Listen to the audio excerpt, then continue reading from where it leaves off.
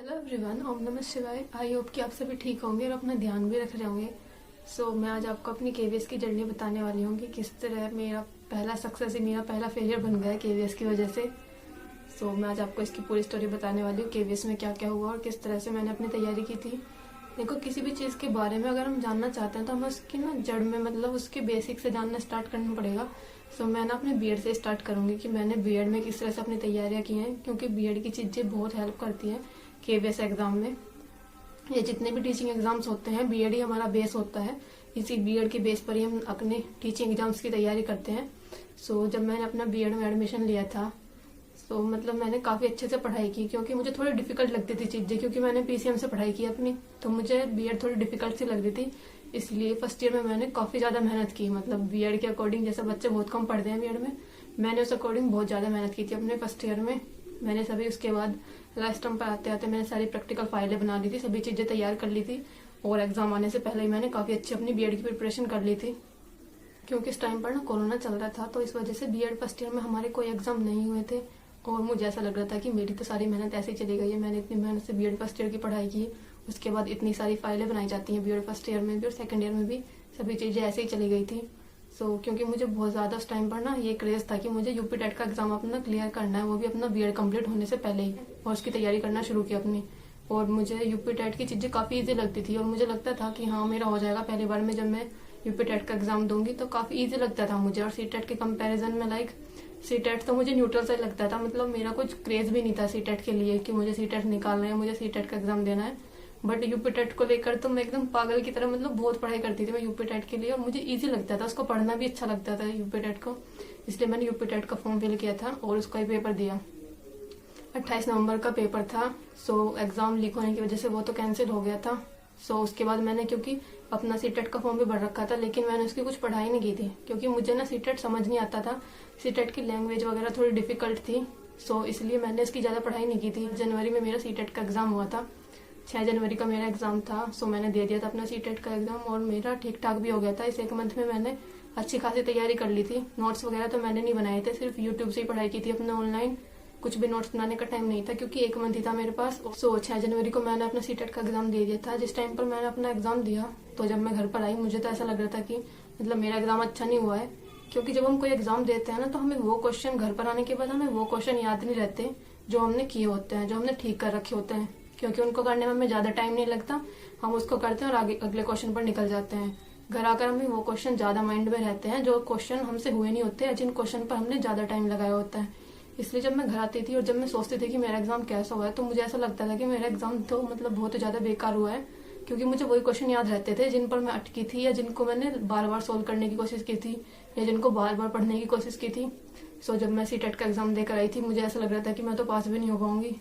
इसके बाद जनवरी में ही 21 जनवरी को मेरा यूपी टेट का एग्जाम था, जो उनसा पेपर लीक हो गया था, उसके एग्जाम की रीडेट आ गई थी, मतलब 21 जनवरी को फिर उसका एग्जाम था। मैंने यूपी टेट एग्जाम के लिए मैंने बहुत पढ़ाई की दोबारा से अपना। जब मुझे पता चला कि इसकी डेट आ गई है, तो मैंने उसको अच्छे से पढ़ना शुरू किया, क्योंकि मुझे यूपी टेट ईजी लगता था और अच्छा भी लगता था उसकी चीजें पढ़ना। तो मैंने उसकी चीजें अपनी तैयार की अच्छे से, और 21 जनवरी को मैं पेपर देकर आ गई थी।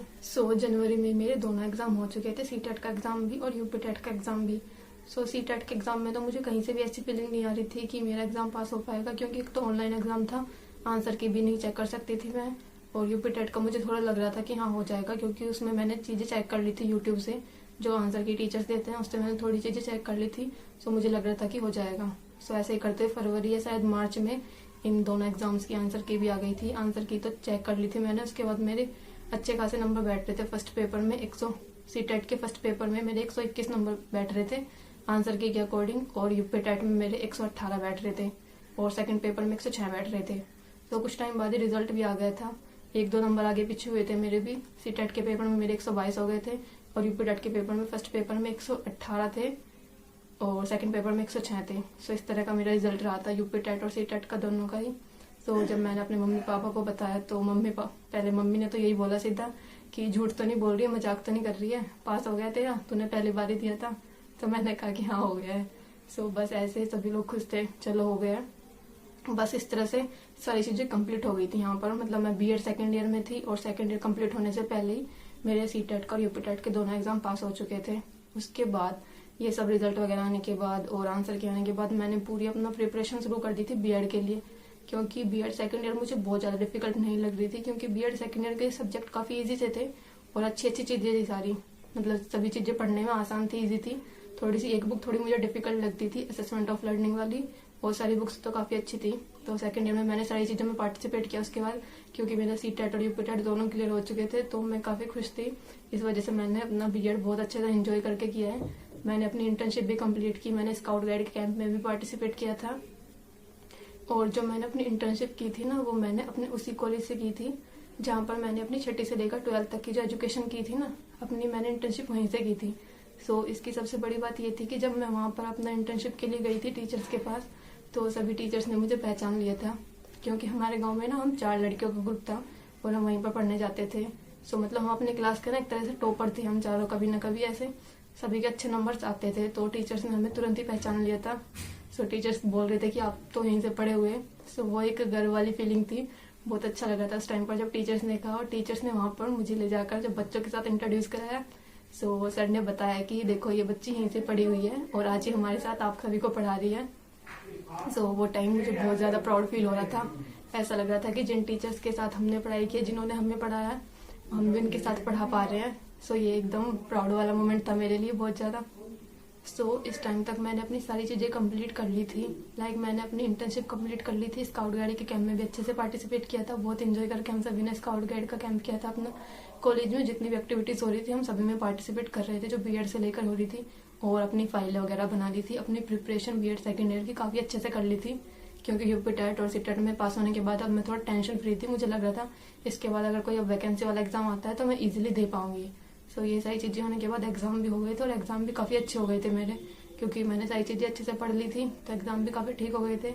एग्जाम के काफ़ी टाइम बाद फिर प्रैक्टिकल स्टार्ट होते हैं, प्रैक्टिकल भी मेरे अच्छे हो गए थे, क्योंकि मैंने प्रैक्टिकल की भी ना, क्योंकि मैं घर पर ट्यूशन वगैरह पढ़ाती थी बच्चों को, तो उस चीज़ से मुझे काफ़ी हेल्प मिली थी। टीचर्स मतलब वहाँ पर जब पीपीटी पर पढ़ाना होता है, सो उस चीज़ से मुझे काफ़ी हेल्प मिली थी, तो मैंने वो भी अच्छे से कर लिया था।